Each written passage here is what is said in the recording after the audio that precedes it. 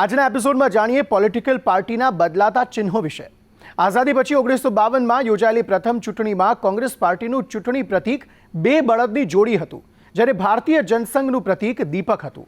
કોંગ્રેસે પંડિત જવાહરલાલ નહેરુના નેતૃત્વમાં આ ચિહ્ન પર લડેલી ચૂંટણીમાં તેમણે સરકાર બનાવી હતી। 1970-71માં કોંગ્રેસમાં ભાગલા પડ્યા હતા।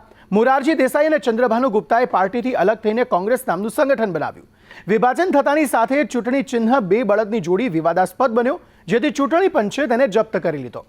ઇન્દિરા ગાંધીના નેતૃત્વમાં કોંગ્રેસને ચૂંટણી ચિહ્ન ગાય અને વાછરડું મળ્યું।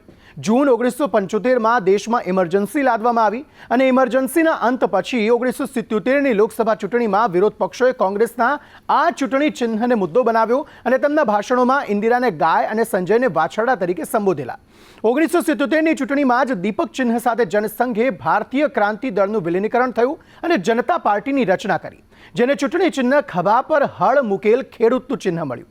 આ પછી વર્ષ 1979માં કોંગ્રેસમાં વધુ એક ભાગલા પડ્યા અને તેને ચૂંટણી ચિહ્ન હાથનો પંજો મળ્યો। અને આ દરમિયાન જનતા પાર્ટીનું પણ વિઘટન થયું અને અગાઉના જનસંઘના નેતાઓએ 1980માં ભારતીય જનતા પાર્ટીની રચના કરી, જેને ચૂંટણી પ્રતીક તરીકે કમળનું ફૂલ મળ્યું। તો જોયું, પોલિટિકલ પાર્ટીઓના ચૂંટણી ચિહ્નો પણ પાર્ટી જેટલા જ રસપ્રદ છે। તમે કયા ચિહ્નને આ વખતે મત આપવાનો છો તે તમે નક્કી કરી લીધું છે ને? તો મત આપવાનું ભૂલતા નહીં। અને આવી જ રસપ્રદ વાતો માટે જોતા રહો EVM, એટલે કે એક વોટ મારો।